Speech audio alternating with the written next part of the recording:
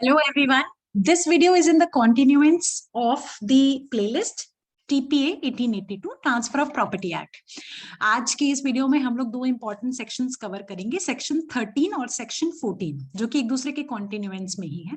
Section 13 ये बात करता है आपसे कि क्या आप अपनी किसी प्रॉपर्टी को किसी अनबॉर्न पर्सन को ट्रांसफर कर सकते हो या नहीं। आपको याद होगा सेक्शन 5 और 6 में पहली वीडियो में मैंने आपको बताया था that any living person can transfer property from one person to another even to himself, okay. But section 13 कह रहा है कि क्या ऐसा अनबॉर्न पर्सन के साथ किया जा सकता है, मतलब ऐसे किसी इंसान के साथ जो उस समय ट्रांसफर के टाइम पे एग्जिस्टेंस में नहीं है, बॉर्न नहीं हुआ। तो can you do it? Yes, definitely yes, you can do it. Section 13 कहता है आप ऐसा कर सकते हो, बट शर्ते दो कंडीशंस अप्लाई करता है। पहली कंडीशन ये कहता है कि यदि आपको वो ट्रांसफर करना है, यदि आपको किसी अनबॉर्न पर्सन को अपनी प्रॉपर्टी ट्रांसफर करनी है, तो आपको उस प्रॉपर्टी पे, प्रॉपर्टी से पहले उसका एक ट्रस्ट, एक इंटरेस्ट डेवलप करना पड़ेगा।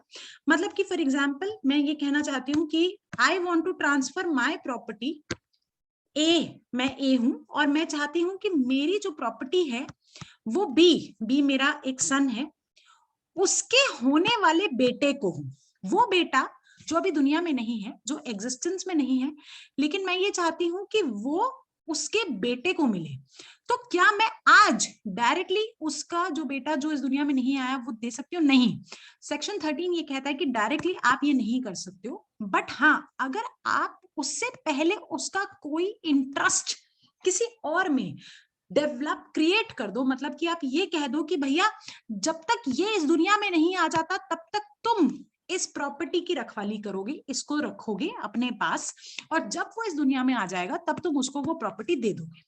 तो हाँ, ये किया जा सकता है, मतलब उसको या किसी और को भी, मतलब किसी और लिविंग पर्सन में आप उसका एक इंटरेस्ट क्रिएट कर दो, और जैसे ही वो बच्चा आएगा इस दुनिया में वो प्रॉपर्टी उसको मिल जाएगी।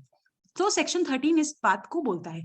मगर दूसरी कंडीशन सेक्शन 13 जो इस बात पे अप्लाई करता है वो ये कहता है कि जब ये प्रॉपर्टी उस बच्चे के पास जाएगी इवेंचुअली, तो वो 100% पूरे तरीके से जानी चाहिए। मतलब उसके ऊपर कोई कंडीशन नहीं होनी चाहिए कि जब ये मर जाएगा तो फिर ये किसी और को मिलेगी, इसके मरने के बाद किसी और को मिलेगी। No no no no no no. आपने जब फाइनली जो उसका फाइनल ट्रांसफरर है उसका, उसके पास जब वो प्रॉपर्टी जाएगी तो वो पूरे तरीके से 100% एब्सोल्यूट ट्रांसफर होना चाहिए। यदि ऐसा नहीं होगा तो ये वाला जो ट्रांसफर है ये वॉइड हो जाएगा। ठीक है, अब जरा एक बार सेक्शन की लैंग्वेज पढ़ते हैं तो आपको अच्छे से समझ आ जाएगा।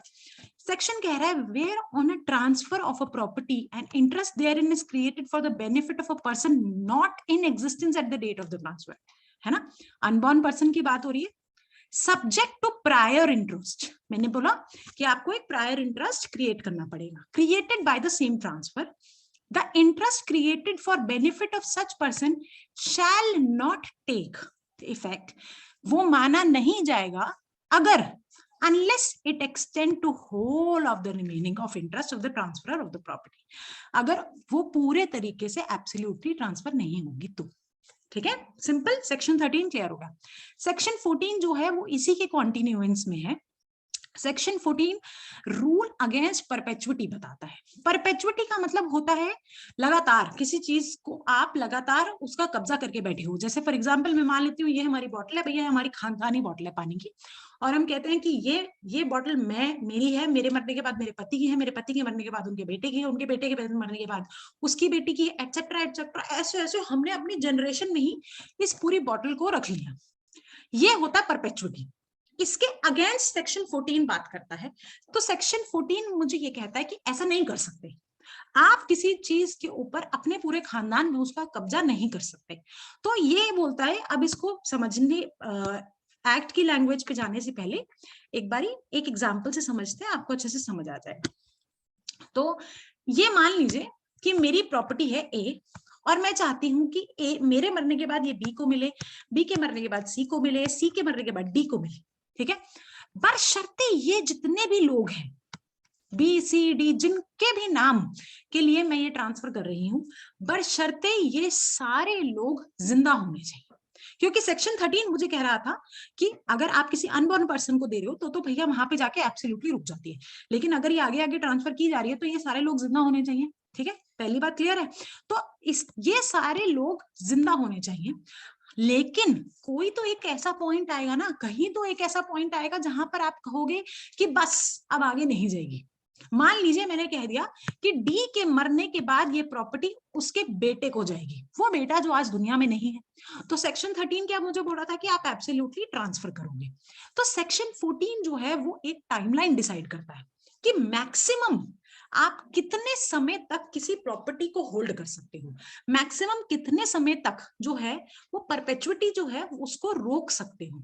तो सेक्शन 14 ये बोलता है कि देखिए जितनी लाइफ टाइम जिंदा लोगों की है, जितने जिंदा लोगों की चेन है उनका पूरा लाइफ टाइम हो गया, प्लस जो फाइनल इसका होल्डर होगा प्रॉपर्टी का, फाइनल जो ट्रांसफरर है जिसके पास वो प्रॉपर्टी जानी है, उसके पैदा होने का समय, मतलब हो सकता है कि वो, अभी मैं उस एग्जांपल पे आती हूँ, पहले एक बार दूसरा एग्जांपल लेते हैं कि हमने ये बोला कि डी जो है वो इस प्रॉपर्टी को फाइनली इस अनबॉर्न पर्सन को तब ट्रांसफर करेगा जब ये जो फिलहाल अनबॉर्न पर्सन है ये मेजॉरिटी अटेन कर लेगा, मतलब जब ये मेजर हो जाएगा। तो हम ये कह सकते हैं कि life time of this person plus 18 years. 18 years fact में लिखा हुआ है, एक्ट में भी लिखा हुआ है कि हम 18 ईयर्स का स्पैन ले सकते हैं, हालांकि 16 साल पे भी प्रॉपर्टी ट्रांसफर की जा सकती है, मगर 18 साल। तो this is the maximum life span जहां पर आप उसको प्रॉपर्टी को होल्ड कर सकते हो। तो this is rule against perpetuity. हाँ, अब जो मैं एग्जांपल ले रही थी वो ये था, मान लीजिए कि ये जो बच्चा है जो पैदा होना है, जो फाइनल जिसको प्रॉपर्टी मिलनी है, ये पैदा नहीं हुआ और ये बंदा मर गया, डी मर गया, जिसने प्रॉपर्टी देनी थी फाइनली वो उस बच्चे के पैदा होने से पहले ही मर गया, तो ये सब कुछ लैप्स हो जाएगा, तो फिर वो प्रॉपर्टी फॉरफिट हो जाएगी, वो प्रॉपर्टी, ये जो पूरा ट्रांसफर है ये कैंसिल हो जाएगा। अगर फाइनली वो बच्चा जो है वो उसके पैदा होने से पहले ही, जो उससे पहले जिसके पास उसका इंटरेस्ट था वो मर गया। हाँ, ये भी हो सकता है कि ये मर गया मगर ये जो बच्चा है ये वूम में है, इसकी जो माँ है वो ऑलरेडी प्रेग्नेंट है, डी मर गया मगर ये प्रेग्नेंट है, तो हम इसके अंदर इस लाइफ टाइम के अंदर 18 साल के साथ साथ वो 9 महीने का स्पैन भी हमें मिल जाता है जिसके अंदर वो अनबॉर्न किड जो है वो एग्जिस्टेंस में आ जाए। ठीक है, तो अब जरा हम सेक्शन को पढ़ते हैं, आपको अच्छे से लैंग्वेज समझ आ जाएगी। क्या कह रहा है? No transfer of property can operate to create an interest which is to take effect after the lifetime of one or more living persons at the date of such transfer, and the minority of same person who shall be in existence at the expiration of that period, to whom if he attains full age the interest created is to belong. Okay, so I hope आपको ये section 13 और 14 clear हो गए हैं। आने वाले videos में हम और इंपॉर्टेंट सेक्शंस पढ़ेंगे टीपीए के रिगार्डिंग। आपको कोई डाउट है तो प्लीज कमेंट, और अगर समझ आ रहा है तो भी मुझे बताओ। So I really get energy जब आप लोग कमेंट करते हो। Thank you so much, see you.